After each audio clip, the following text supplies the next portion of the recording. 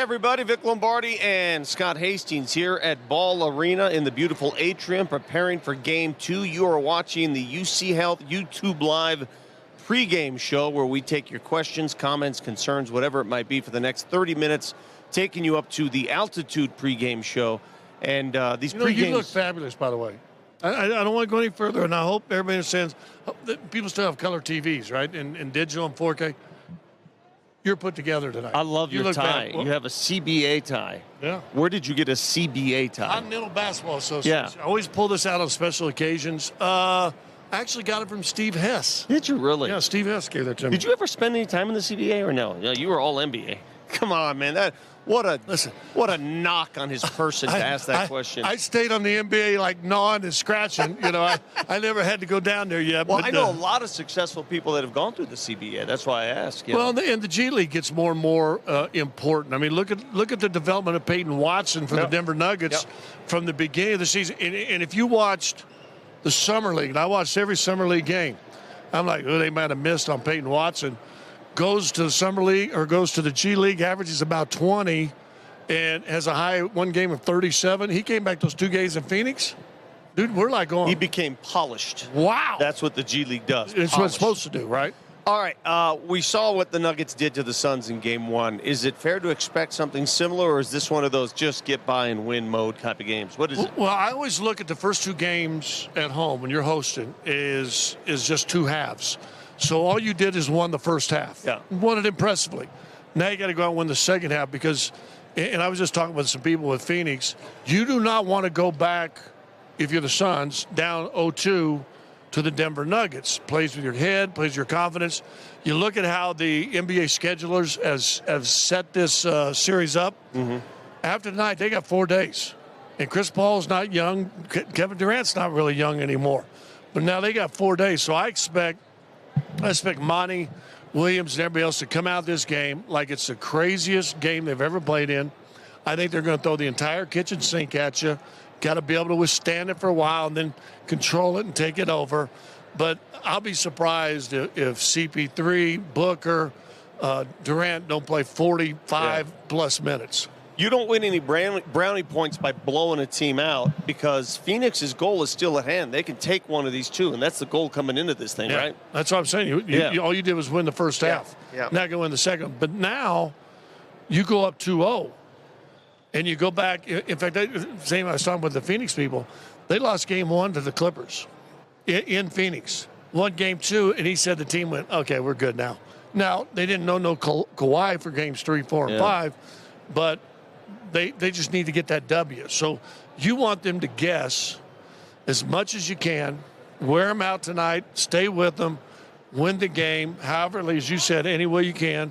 And then let's see, can you take 1 of 2 in Phoenix? If so, series over. Michael Malone just talked to the media, and he was asked, is there one chief area that you could fix that you didn't like, perhaps, after watching the film? And he said, our transition defense seemed to be an issue. They got a lot of fast break and easy buckets. Now, if the exchange is you win by the way they did the other night, you'll take it. But what can they do differently in transition? You got to win the possession battle.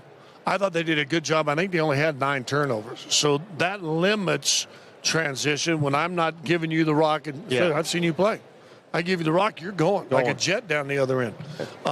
So taking care of the basketball is first and foremost, maybe even better if you can. And then you talk, all transition defense is communication. Now, the three-point line has changed transition defense because now, I mean, you see guys used to run to the rim. Now it's breaks are on. Now you're 1-2 staggered. And you're like, I got 2 guys at 3. What do I do with those guys? So it's a little different. Speaking of the three-point line, the Nuggets won that convincingly in that first game. Why is Phoenix not shooting more threes? What are they doing? I get it. They love the mid-range game. They love those mid-range jump shots, but it is a mathematical game. If you shoot more threes and make more threes, you normally win. Well, as long as you make them. Sure, right? You got to make them. Kevin Durant said in that postgame, it's a make-miss league. So you got to make those shots. Denver was able to make them. And that's including missing some wide open. We were talking about it at dinner. I mean, KCP, he was pretty good for the 3 of 8. He had 3 wide open. That late in the game that's going to ice it. But here's the most impressive thing, I think, Vic, and I don't know if you talked about it on your radio show or not. You had 101 shot attempts, they had 85. And Durant addressed that. That's he goes, a big difference. That's a huge difference. I mean, in essence, and I know a lot of them went joker tip, joker tip, joker tip. But, I mean, that's 16 possessions extra you gave the Denver Nuggets. All right, so if Durant and Booker decide to make a change here and take it from 3, what changes do the Nuggets make? They covered the three-point line pretty well, but you know how it is.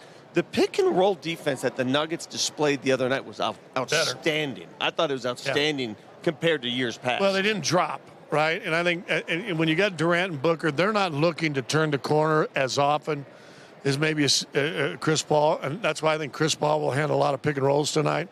So they kind of spread those guys out. There's 2 ways to look at the threes as far as what Phoenix did. How about we give some credit to Denver defensively? Maybe they ran them off the three-point line. Maybe what they gave them, and especially your plus 27 at the three-point line, maybe they ran them off, said, here, take it 2. And they were happy to do that. How much of what the Nuggets showed us on Saturday night did Coach Malone and his staff glean from those 2 games late in the season where they didn't play the starters, but they got to sit back and watch what Phoenix does? Well, I thought it was great, and you know, because like I said, you're doing the radio show, I'm doing the radio show, and the scaredy pants, right? They were calling in. Oh my gosh, what are we doing? What's going on? Blah blah blah. And I'm sitting there thinking, now is all of a sudden you got to play Phoenix, and credit to the bench and the guys that played, they made them fourth quarter games. I mean, they kept themselves in the game all the way down the stretch. Phoenix had to show everything. What I like, what plays will run in crunch time, what we like out of timeouts, what's our go-to play, underneath out of bounds, all these different things. Denver really, because when Joker in, you know this, when Joker in, you ain't running that same offense. Yeah. It's a little bit different because a big fella can go whoop, whoop, whoop, right? He just they didn't get to see that. Slice you up. All right, if you have any questions, please send them our way. We've got a couple in here so far. Old Man Sports OG, it is a bonus having Andre Miller as the guard version of Jokic. He's the coach of the G League. He's the coach of the G League. Yeah, absolutely right. And loved Andre here. And we always said he was kind of a coach on the floor the way he played. And he played old school until Joker came around. He was the greatest outlet passer I'd ever seen in a Nugget uniform. And then Joker came out and went, okay, I'll take the big fella. But Andre knows how to play the game the right way. And what the G League is supposed to be about, I always equated the G League to a junior college. There's a reason guys go to junior colleges. No knocking, nothing wrong with that. Yeah. But that means there's a hole in their game somewhere. Sure. Might be academically, might be knowledge of play, maybe just getting minutes to play, maybe a lot of different reasons. But you can really develop there and also go on to Division I. G League, same thing. When you go to G League, there's probably some holes in your game. Peyton Watson had holes in his game. And all of a sudden he comes back, and I'm glad that guy just texted that in. Because I forgot, Andre Miller, what a great guy to have coaching that team. I never knew he'd be a coach, by the way. I knew he likes to run a team, but coaching a team's a different bird. It is a different bird, but if you like, and there's different coaching. There's sitting on the sideline and X and O, and you and I got a battle going. We're going to see who can out X and O the other guy, who can, strategy. And then there's ball players like Andre. He may be great at strategy, but he's teaching how to play the game. And he's probably teaching him how to play the game below the rim, which means now you got to be smart. Yeah. You got to see what the defense gives you and takes away or doesn't give you, and play to your strength. All right, some more questions coming in on YouTube. This one is, I think this game determines the series. Would you guys agree? If Denver wins. Yes. Well, Sacramento won the first 2 against Golden State, and the Warriors won that game in 7. So I don't think anything determines a series, but by God, if you're up 2 games to nothing, that means you have to win 2 of the remaining 5. I like your chances. Well, we go back and look to our Avalanche who got knocked out last night, and you look at the inability to win home games in the series. They lose, game 1, game 5, and game 7, right? I mean, that just kills you. So now, and I'll say it again, if you can go up 2-0, if you win this game, now they have to win a game, their home games. Have to win the home games. And that's why you see splits. You see a team split on the road, they go home, and then they give up home court advantage. But if you win 2, I think if Denver wins this game tonight, it can be a short series. If Denver loses it, I think it goes 7. We're watching Jeff Green warm up, and Jeff, Kevin Durant go way back. They were on the Seattle Sonics back when Seattle had a basketball team. That's where they met each other. We spoke to Jeff today at shoot-around, and he was asking, how do you guard KD? And there is no formula to guarding KD. There is none. I don't care who you are, the greatest defensive player on earth. Good luck matching up with KD. He says he's too tall to defend the jump shot. He's too quick for a big man, gets around you. But why doesn't he take more shots? That's my question. Like in the game, the deciding game, Steph Curry took 38 shots against Sacramento. Why isn't Durant shooting more? Well, because I think you got a sensitive guy in Booker that all of a sudden, if Durant, who just came in and traded, he's only played 15 games with these guys. And I could see Kevin kind of, let me make sure that they realize, yeah, I'm here. Yeah. But I'm not here to affect your game. Do you have time to play that game, though, to well, play you know what? You lose tonight? The Yeah. answer is no. Yeah, because that guy's an assassin. That's all. You know what? Listen, Steph Curry, what he did last night, that's just stupid. He's one of the best players I've ever seen. I've been in the game as a player and a broadcaster for 40 years now. He may be one of the best I've ever seen. And I'm taking into account LeBron, you got more championships, or I'm taking in Steph Curry, who I think is fantastic. As far as can't guard him small, as you said, you can't guard him big. He could shoot it from here, or he could shoot it from here. He also blocked 3 shots. His only weakness, and this is where you got to take advantage of it, he's not a great defender. Yeah. He's a great come over and help block shot defender, but you could go right at him, and we saw that dunk by Gordon in transition. Yeah. He just let Aaron Gordon go. Sure. So you got to go at him when it's one-on-one, him on the ball and you. This one's from Mason. Do you think Jamal Murray can do what he did last game? And what he did last game was dominate. Well, he broke his own record for this year's playoffs for most jump shots made. Tough jump shots, I'm never going to, and I ain't never going to say nothing to playoff Jamal. I ain't going to say nothing bad. Listen, I thought he was fabulous, and I still thought he took a couple bad shots, right? Especially at the end of the shot clock. Into the first quarter and third quarter. But, dude, I mean, that's separation for him. And that play right there is just stupid. That's silly. Look at that. And that should have been an and he's one. He's got Durant chasing him down, and he is able to kiss it off the glass. But this right here. Remember, you haven't had him for 2 straight playoffs. Yeah.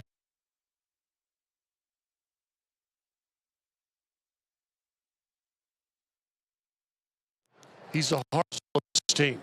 He's still the heart and soul of this team. Other questions on YouTube, send them in if you have any. Bailey wants to know, who do the Suns have to stop AG? Because that seems like the biggest mismatch that the Nuggets bring to the table. In the first series against Minnesota, he had to deal with a big 7-footer. They don't have anybody that can match up size-wise with AG. And that's why, and when he made some threes, I don't want him living out there. I'm glad he made it when he took them. There's no one in the post. Now, Booker got a shot, blocked a shot one time inside, which is a little rare. But he's not even close. He's the most physical guy you've got on your team. Who matches that? Anybody that Monty is playing doesn't match that. I mean, you're having your kind of physical guys guard Jamal Murray. So you're going to take Torrey Craig off and put him on him. That means you're going to put a Landry Shamet or a CP3 on Jamal. Good luck with that. Then guess what? To answer the previous question, he's going to have a whole lot more games like that. You're watching the UC Health YouTube Live pregame show here at the Atrium at Ball Arena. If you have any questions, send them our way. Again, the Nuggets getting set to tip off late game tonight, 8 o'clock tip. Knowing how this works, it'll probably tip off more like around 8:20. But that's part of the deal when you play on the west side of the country. AG did his thing. KCP did his thing. The starters did it all. But I thought Bruce Brown, again, proved to be a difference maker. He's the one guy that they don't have a Bruce Brown type. No. And again, if you go back and mirror that game, he came in and it was a struggle. Two fouls right away. And they left him in and let him play through it a little bit. Took him out. And then when he came back in, he was just fabulous. I mean, Those 2 dunks he had in the late third quarter or whatever, early fourth. How about him picking Durant He twice? picked Durant's pocket both times. Yeah. And for him to be able to do that, listen, I said before all the playoffs started, and I'm stealing this from Jalen Rose, if you can win 4 through 8, you can win this series.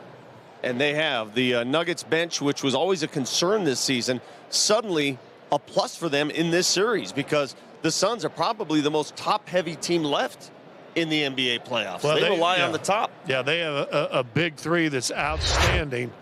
You want to just kind of make it tough for them and then see if you can take advantage. You talk about on your radio show today, when Joker went out, they're down 1. When Joker came back in, they're up 8. Right, so that's big for the bench to do that. Again, any questions, send them via YouTube. Dylan says, what's Vic's career high in high school? Thanks for asking. 18, 10, and 10 against Middle Park in 1987. People still talk about that game. Yeah, your mom and dad. Yeah, they have no idea. They weren't even at the game. I talk about that game. So that's my high. What kind of game does Phoenix have to play to bounce back and win tonight? Is this one of those where Devin Booker has to go off for 47? Probably. Okay. Yeah, one of those 2 guys are probably going to have to go off for a big, big number. Remember this. I don't think we talk about it enough. They scored, or they lost by 18. They shot 51%. Yeah, they shot it well. And still lost by 18. Yeah. Now, can you make some of those 2 threes? I'm sure they'll talk about it. But, I mean, it ain't like they stunk.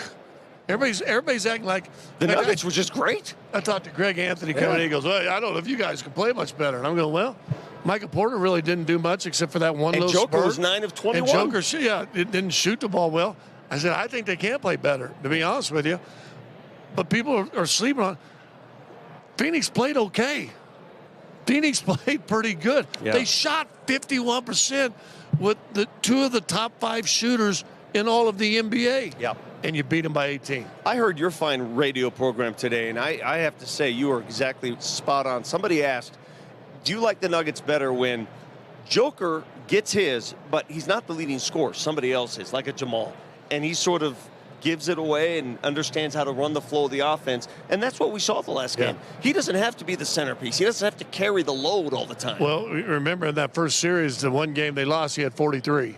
And they had struggle shooting from Jamal, KCP, Michael Porter. Had dudes struggling in that game to make shots. He had 43.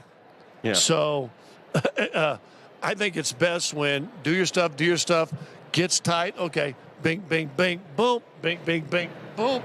Also, okay, we'll get it back up. Now we're all good. When all of a sudden you need something, you know you can't go to him. John asks, which player, MPJ, AG, or Bruce Brown, has the better game tonight? Which of those 3, if you had to pick one? Because, listen, if you get 23 from AG, good luck beating these Nuggets. There's going to be a game that Denver wins this series where Michael goes nuts and makes 7 threes, something like that. Tonight might be a night that's good to do it. They were trying to hide guys on him. They put Chris Paul on him. And when he saw that, he started taking advantage. Boy, if Michael can go in there and go in the realm with Joker and with Murray, I don't think you can beat Denver, to be honest with you. When those 3 guys are all in their 20s, I don't know if you can beat them. We're just getting started here at Ball Arena. Coming up next on Altitude TV, it's a full 1-hour pregame show, so tune in there. And then right after the game tonight, it's the locker room report. Complete locker room coverage. We'll hear from the players. We'll dissect the game. Hopefully another dub for the Denver Nuggets. That'll do it for the UC Health YouTube Live program. For Scott Hastings, I'm Vic Lombardi. We'll see you after the game.